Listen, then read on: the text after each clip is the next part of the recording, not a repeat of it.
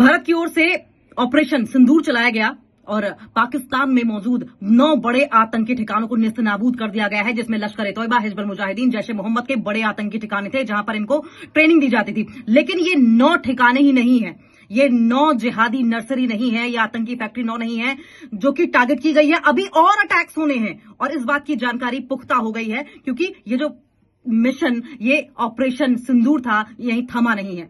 अगर आप याद करें तो सुफिया कुरैशी जब सेना की प्रेस कॉन्फ्रेंस हो रही थी, 2 लीडिंग लेडीज जिनकी देखरेख में इस ऑपरेशन सिंदूर को अंजाम दिया गया था, उन्होंने प्रेस कॉन्फ्रेंस के दौरान यह कहा था कि 21 टारगेट से जिसमें से 9 को हिट कर दिया गया है। क्या इसका मतलब यह है कि ये जो टारगेट्स हैं हिंदुस्तान की ओर से वो पाकिस्तान पर लगातार इसी तरीके से जारी रहने वाले हैं? क्या आतंकियों को इसी तरीके से चुन चुनकर मारा जाएगा, उनके घर में चुन चुनकर मारे जाएगा? क्योंकि पाकिस्तान तो कभी ये बात मानेगा नहीं कि आतंकी उनके घर पर हैं। लेकिन आपने देखा होगा किस तरीके से आसिम मुनीर, जो लोग मारे गए हैं, उनके लिए फूल भिजवा रहे हैं, गार्लैंड भिजवा रहे हैं, बुके भिजवा रहे हैं। ऐसी क्या दोस्ती है आसिम मुनीर की और पाक अधिकारियों की इन आतंकियों के साथ कि वो उनके साथ ऐसा कर रहे हैं, उन्हें इतना बुरा लग रहा है, वो रो रहे हैं। लेकिन खैर ये सवाल नहीं है, सवाल ये है कि क्या वाकई अभी और भी युद्ध होने हैं? क्या वाकई चुन चुनकर पाकिस्तान की जगह जगह पर आतंकियों को ढूंढ ढूंढ कर मारा जाएगा और भी बड़े स्ट्राइक होंगे, सर्जिकल स्ट्राइक जैसे, बालाकोट स्ट्राइक जैसे, ऑपरेशन सिंदूर जैसे? क्या आतंकियों की रूह कांपेगी? क्योंकि शहबाज शरीफ, पाकिस्तान के प्रधानमंत्री, विदेश मंत्री इशाक डार, आसिम मुनीर, सेना अध्यक्ष ख्वाजा आसिफ, रक्षा मंत्री पूरी रात सोए नहीं थे। इन लोगों ने जगराता किया था क्योंकि डर किस बात का था? डर था कि कहीं ऐसा ना हो कि पाकिस्तान की ओर से जो फायरिंग की जा रही है, धीरे धीरे डराने की कोशिश की जा रही है, मौसम लोगों को मारा जा रहा है। जम्मू कश्मीर में सोचिए, बॉर्डरिंग इलाके में पुंछ, अखनूर, राजौरी, अनंतनाग वाले इलाके जो हैं, पाकिस्तान इतना बेरहम है कि चुन चुनकर लोगों को मार रहा है। वहां पर रिहायशी इलाकों को अटैक कर रहा है, घर एकदम ध्वस्त कर दे रहा है। अब लोग घर छोड़ने को मजबूर है। सिर्फ पुंछ में 15 लोग मारे गए हैं। सिखों को टारगेट कर रहा है, लोग अपना घर छोड़कर जाने को मजबूर हैं। अब हिंदुस्तान ने जब सोचिए कि 26 लोगों के मारे जाने का इस कदर बदला लिया था, जो पहलगांव आतंकी हमले में पॉइंट ब्लैंक रेंज से धर्म पूछकर मारे गए थे, तो ये जो बाकी लोग मारे जा रहे हैं बॉर्डर पर, जो बाकी हरकतें पाकिस्तान की ओर से की जा रही, तो सोचिए पाकिस्तान का अब क्या हाल किया जाएगा। पाकिस्तान की बूते सीधी लड़ाई है नहीं, लेकिन उसके बावजूद पाकिस्तान गीदड़ भपकी देता है, फड़फड़ाता रहता है। मतलब कहते हैं ना कि हमारे हिंदी में कहा जाता है कि अधजल गगरी छलकत जाए। मतलब जिसमें ज्यादा वजन नहीं होता, जिसमें ज्यादा कंटेंट नहीं होता, वो बहुत उछलता है, कूदता है। यही हाल पाकिस्तान का भी है। पाकिस्तान ये भूल जाता है कि पाकिस्तान की आर्मी और इम्यूनिशंस जो हैं वो 12वें नंबर पर है पूरे देश में, हिंदुस्तान 4थे नंबर पर है। किस बात की न्यूक्लियर वॉर की धमकी देते हैं ख्वाजा आसिफ, आसिम मुनीर और इशाक डार? बात यह है कि वहां से अगर आप न्यूक्लियर अटैक करेंगे, यहां से अगर न्यूक्लियर अटैक हुआ, जेल पाएंगे आप, आपके बूते हैं।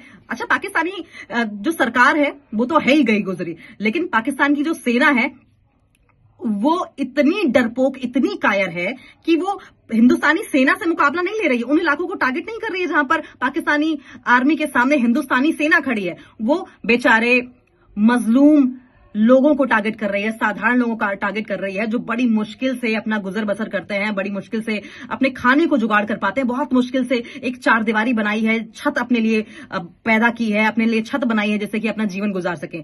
ये लोग जानबूझकर रिहायशी इलाकों को, निरीह मजलूम लोगों को इसलिए टारगेट करते हैं क्योंकि बेचारे उन्हें रिटेलिएट नहीं कर पाएंगे, उनके हमले का जवाब नहीं दे पाएंगे। यही वजह है कि कायर पाकिस्तान की जो सेना है वो हिंदुस्तानी आम नागरिकों को टारगेट कर रही है। लेकिन पाकिस्तान संभल जाओ, पाकिस्तान संभल जाओ, क्योंकि सुफिया कुरैशी, लेफ्टिनेंट कर्नल सुफिया कुरैशी और विंग कमांडर की ओर से, विंग कमांडर व्योमिका सिंह की ओर से प्रेस कॉन्फ्रेंस में इस बात की जानकारी दी गई थी, इस बात की ओर इशारा किया गया था कि 21 ठिकाने थे, 9 को जहां पहुंचाना था, जो अंजाम करना था, वो कर दिया गया है। अब सवाल ये उठ रहा है कि क्या एक के बाद एक बड़े धमाके और पाकिस्तान में देखने को मिलेंगे? क्या और भी जिहादी नर्सरियां हैं जो कि हिंदुस्तान ने पहले ही चुन ली है, पहले ही टारगेट कर ली हैं और उन्हें नेस्तनाबूद कर दिया जाएगा?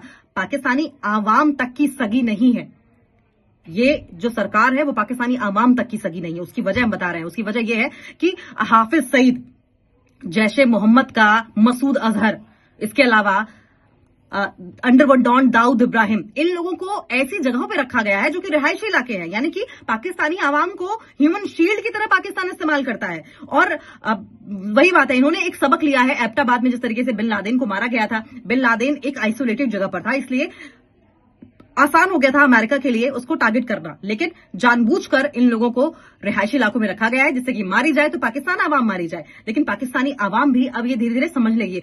भगवान करे, खुदा करे कि पाकिस्तानी आवाम को ये चीजें समझ में आने लगे। लेकिन मासूम लोग मारे जा रहे हैं, मासूम लोगों के साथ साथ वो लोग मारे जा रहे हैं जो कि अमन, शांति और इंसानियत में भरोसा रखते हैं। लेकिन पिछली बार की अगर आप बात करें तो ऑपरेशन सिंदूर लॉन्च करके भारत ने 21 आतंकी कैंपों को ध्वस्त किया था, जिसमें 9 बड़े ठिकाने थे।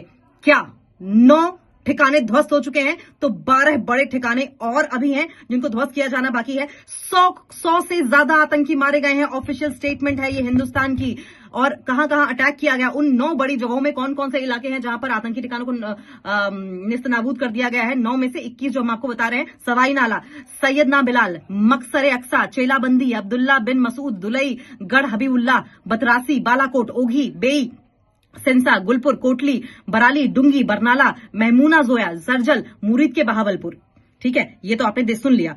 अब ये जो रात आज की है वो पाकिस्तान डर डर कर बिताएगा। शाहबाज शरीफ सोना चाहेंगे तब भी उनकी आंखें बंद नहीं होंगी। आसिम मुनीर इस वक्त इस इंतजार में बैठे हैं कि न जाने कितने और अपनों को खोना पड़ेगा। मसूद अजहर का पूरा परिवार साफ हो चुका है। ये रात जो है पाकिस्तान को बहुत भारी पड़ने वाली है। जगराता आज भी शाहबाज शरीफ तमाम बड़े नेता करेंगे, क्योंकि कब हिंदुस्तान की ओर से हमला कर दिया जाए ये पाकिस्तान भी नहीं सोच सकता है। और ऐसे में पाकिस्तान को जाहिर है बहुत सजग रहने की जरूरत है। पाकिस्तान रोना रोएगा। पाकिस्तान अगर कई आतंकियों को मारा जाएगा, उन पर अटैक किया जाएगा, तो पाकिस्तान कहेगा कौवा मार दिया गया है। फिर पाकिस्तान यू टर्न ले लेगा। पाकिस्तान अपने मरे हुए सैनिकों को आइडेंटिफाई नहीं करेगा। पाकिस्तान उन्हें अपने पास नहीं लेकर जाएगा, उन्हें दफन नहीं करेगा, उन्हें जो सम्मान मिलता है वो सम्मान नहीं देगा। विदेश मंत्री की ओर से बार बार कहा जा रहा है कि हम न्यूक्लियर अटैक कर देंगे, और उसके बाद विदेश मंत्री ये भी कहते हैं कि अगर युद्ध विराम की बात करें, बातचीत की बात करें हिंदुस्तान, तो हम हमला नहीं करेंगे, हम रिटेलिएट नहीं करेंगे। क्या सरेंडर कर रहे हैं आप? क्या सीज फायर करने की बात कर रहे हैं? युद्ध होने के पहले ही युद्ध विराम की बात कर रहे हैं? किस बात से डर गए हैं? और बातचीत आपसे पाकिस्तान, आपसे बातचीत संभव नहीं है, क्योंकि बातचीत करने का तरीका आपका जो है, बातचीत को समझने का तरीका आपका जो है, वो आज तक किसी को समझ में नहीं आया है।